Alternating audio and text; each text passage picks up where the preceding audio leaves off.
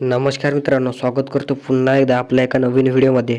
तर मित्रांनो, आजच्या व्हिडिओमार्फत आपल्याला आपला द्वादशीमिंद केसरी बकासूर आणि केक पुढच्या कोणत्या मैदानात पळताना दिसणार, आपण याचीच अपडेट आजच्या व्हिडिओमार्फत देणार आहोत. तर व्हिडिओ नक्की शेवटपर्यंत बघा आणि त्याच्या आधी मात्र आपल्या चॅनलला सबस्क्राईब मात्र नक्कीच करा.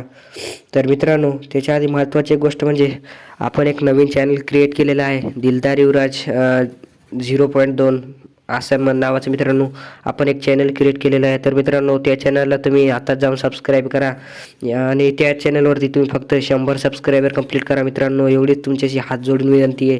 तर नक्की तुम्ही देखील जाऊन सबस्क्राईब करसाल हीच आपण अपेक्षा ठेवतो मित्रांनो तुमच्याशी.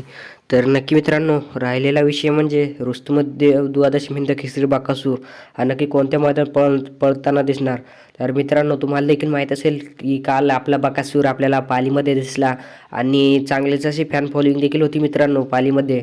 आणि बकासूर आता म्हणजे तो सध्या थोडा आरामावरती राहणार आहे मित्रांनो 2-3 दिवस, कारण की बकासूरला 4-5 दिवस किंवा 5-6 दिवस आरामावरती ठेवूनच आराम देऊनच त्याला मैदानात काढतात मोहित. आणि नक्कीच आपल्याला बकासूर हा 4-5 दिवस किंवा 5-6 दिवस आरामावरती दिसणार आहे. तर नक्की आपल्याला कोणत्या मैदानात दिसणार, तर मित्रांनो एक तर आपल्याला बकासूर हा येत्या 24 तारखेला पळताना दिसू शकते किंवा 25 तारखेला. हा मित्रांनो, 24 किंवा 25 तारखेला तुम्ही मैदान देखील बघू शकता स्क्रीनवरती. तर असे काही मैदान आहेत आणि नक्कीच आपल्याला मला वाटते 25लाच आपल्याला फिक्स आपल्याला बकासूर पळताना दिसणार. तर एवढी काय फिक्स म्हणजे माहिती नाही आहे, परंतु थोडीशी काहीतरी माहिती आली की आपल्याला 24 किंवा 25ला पळताना दिसणार. पण मला वाटते मित्रांनो 25लाच पळताना दिसेल.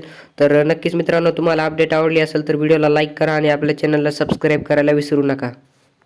तर भेटूयात नवीन व्हिडिओमध्ये. धन्यवाद. आणि हा मित्रांनो, आपल्या त्या चॅनलला देखील जाऊन सबस्क्राईब करा. धन्यवाद.